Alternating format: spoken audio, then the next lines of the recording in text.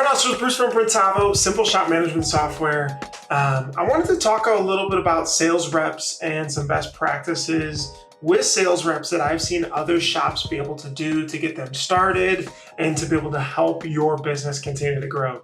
So most shops that I see are very inbound driven, very referral driven, which works well, right? I mean, it allows you to continue to grow naturally for quite some time. I think where the trajectory can change and you can slightly pivot the business into a faster growth arena is allowing somebody to account manage and or go out hunting for more sales to continue to grow the business, right? It's more predictable as a sales driver than it is to just wait for people to refer and bring in inbound business. So the more that you can create a predictable sales cycle, that you understand the seasonality and that you are out hunting for business, the more that you can continue to drive that company forward, if, of course, that's what you want. And so with that said, there's 4 different things that I've seen shops do pretty well to be able to hire these folks and maintain them to continue to help drive opportunities for the business. I think the other big thing to think about here too is that as just an owner-based business, if the owner, you are just doing all the sales currently, what tends to happen is you also miss out on lost opportunities. And generally, that's just around follow-ups. So again, remember, if you followed up on and closed 5% more jobs every single month, I mean, do an average dollar amount of what 5% more conversion rate to your sales on an average order is moving forward for the whole year. It can be pretty significant, right? So the first thing to jump in here that I want to talk about is structuring it. So just thinking about sales reps and how it's going to work is you really want to plan for their success. So you want to be able to create the structure where somebody can step in and be most successful so they can financially make money and you can be able to make money in your business as well, profitable money. Now, what this really goes down to is saying, let's first start with what we want to be able to pay this person. Let's, for example, say that this person is going to make $70K, and that is a base plus commission. So that's called on-target earnings, OTE. So let's say they have a $70K OTE, and we want it to be $50K base and $20K commission. Well, the base is easy. You can just easily say, can I afford to pay this person $50K? Will they be able to drum up enough business to help cover the base? And then the commission is going to be a percentage of sales. Now, some shops like to do it based on just profit, which I think is most ideal, and that allows the sales reps to know. But you have to be very good with your costs and truly understand what your profit is. A great way to start, though, is just doing a total on the gross order value and starting small. Now, remember, commission is malleable. Just because you start in one place, you don't need to use that in the next quarter or the next whole year. And it's easy to tell somebody that you're hiring on sales side that, hey, look, I'm starting this commission plan. I think it's going to work, but I want to be able to change it later and make sure that you're able to do well, the company's able to do well, and we have aligned values. The other thing I should say about commission, and we've changed our commission plan 5-8 times, is just that it creates motivation of exactly what you want to do. The best sales reps are going to hack the heck out of that commission plan to be able to make themselves the most money, which is good. Don't think that this is bad, because if you created a bad commission plan, they're going to be able to hack it and they're going to make the most money for themselves. So you just need to change that commission plan to create the right motivations that align both of your business values, you and them financially. So that's what's about commission. Just create a starting point, get started, pick it for a month, and review it at the end of the month to see how everything went. Now, with that said, that structure is going to be something that you're going to give the sales rep to have a plan. They need to be able to see a clear road for how they're going to make money going into this whole year, right? They may have a family, whatever the deal is, they need to have a clear financial path to be able to get them there.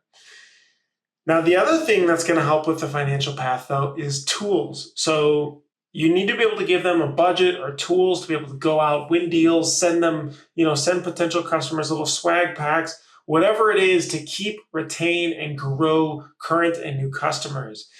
This also goes into a tool to help them actually manage customers, whether that's Printavo to use to keep track of them, whether it's a CRM, anything, QuickBooks, just something to be able to track their business and the estimates that they're sending out.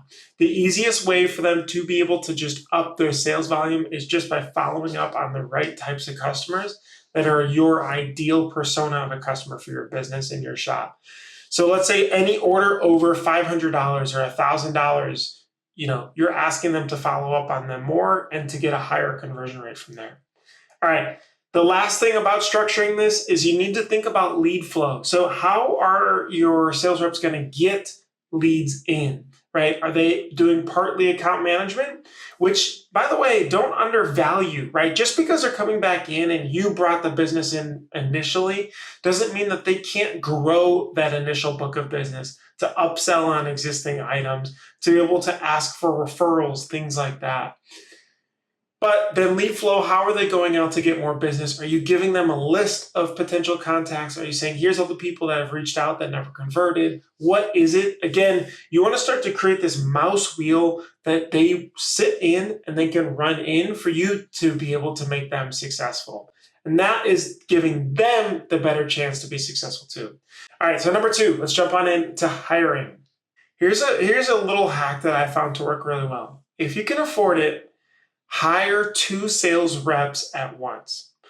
Now, the reason is because what you're going to find is that you can be able to gauge performance very quickly of who's good and who's not, and be able to drive them forward to either coach the other person or to be able to funnel them out and find somebody else that's better. But you'll quickly see that one person may get above the other and create really the baseline for performance. It's hard to compare if you only have one person. Now, we did this once, it worked really well, but generally this isn't able to happen because of just budget constraints. But again, that's the hack if you can get it to work. But when hiring, create a really good hiring process. Ask them real questions. Literally give them a project and do a role play exercise of you calling them on the phone, pretending like you're a potential customer and they're selling you a clock, for example. The example that I do when we're hiring sales reps at Printavo is I say, hey, look, you work at a clock company, very simple. You know how a clock works. I'm going to give you a call and I'm going to pretend like I'm a potential customer looking for a clock. So I call, I see what they say. How do they react? How is their tone of voice? Do they ask me questions, like qualifying questions? What am I looking for in a clock?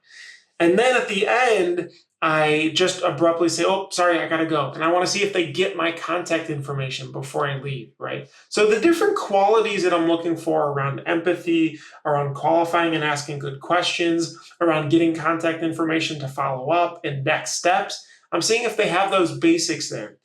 Then I'll ask, hey, would you have done anything differently with this call, to see if they're self-reflective and are able to really look at themselves to say, yeah, I could have done XYZ better or not. So these are good interview questions, but document those questions, put them in a Google Doc. What's helpful here is that Google Doc allows you to compare apples to apples with every different candidate that you ever hire. What's going to happen is when you interview probably 5 or 6 people, you're going to get a good baseline. A baseline of the type of candidate that you're talking to. And that baseline allows you to know when you've found someone that exceeds the baseline, because you'll know from the conversation, whoa, this is a way better convo than all the other ones that I've had. That's a good potential candidate. The next step on 3 is training. This is so important. I know, especially as a business owner, I do this too. You spend so much time hiring and finding someone and getting to this point that you're just like, okay, just jump in, follow me, like let's just do this stuff, and you don't properly make the investment in training. I try to rethink about this as an investment, right? So just like you're investing in equipment or you're buying stuff for the shop or you're making it bigger, those are investments, those are great. This is an investment on the people side, which is probably the number 1 or 2 most important aspects of your business. So invest in it the best that you can. I actually locked myself in a room one day and just wrote out the most amount of training documentation possible, thinking, if I wasn't here, I want somebody to be able to get started without me physically being there, right? So I created all the videos and documentation and tools they use and tutorials and so on. So spent all the time doing that. And that's helped really guide the training and then create shadowing with other employees But really, as much as you can, creating a playbook. Now, if you don't have time, which I know a lot of folks just don't have time, and that's fine, use the first training to block off your day. So first, completely block off your day and go through everything that you need to do with that person. So that's everything from taking them out to lunch, learning to screen print the shop, meeting the people in the back, just feeling like a part of the team, then starting to understand the tools, then starting to understand like the mission and values of the company, and then being able to dial into the actual process of their specific role. Once you do that for a day, the second day, if you can block that out as well, is when you're going to write down everything you remember of what you just did. And that helps so it's very real time and fresh and makes it easy. That investment in that playbook there pays huge dividends going forward in the future. I know it takes a lot of time. It sucks to do and spend a lot of time on, but it's really, really, really helpful to scale it. Because to be honest, that person may not be with you forever, and you may want to hire somebody else. So you're going to be able to use it. Okay, the last piece I want to talk about is maintenance. So the last thing you're going to want to do is you got to keep them there and keep your sales reps happy and selling, right? So giving them current customers to take on, manage, and expand is helpful. Pay a commission on that. Again, they're managing that and continuing to make them a happy customer to return. That's important, and that's worth commission for. The other things that you can do is obviously setting one-on-ones. I block off a day every 2 weeks just to run through, check in, grab lunch with people, as much as you can, get coffee, things like that, just to chat. How are you doing? What are you liking about your role? What are you not liking? Have humility there and really ask them to open up more, because a lot of folks won't open up to their manager like that, especially for the first 5-10 minutes or so, or a couple meetings. So again, with that maintenance, that's going to come the ability to change the commission plan. Make sure you're not going to nail it the first time. You want to be able to change it and iterate on it to keep improving and help make sales reps successful, and which therefore makes the business successful. Hopefully that was helpful. Again, the goal is to create that mouse wheel that you're all being able to plug into and jump into to run, and allow your team members to keep iterating on that wheel and improving on it and running in it. I'm Bruce from Printavo. Thanks so much for listening. Don't forget to like and subscribe.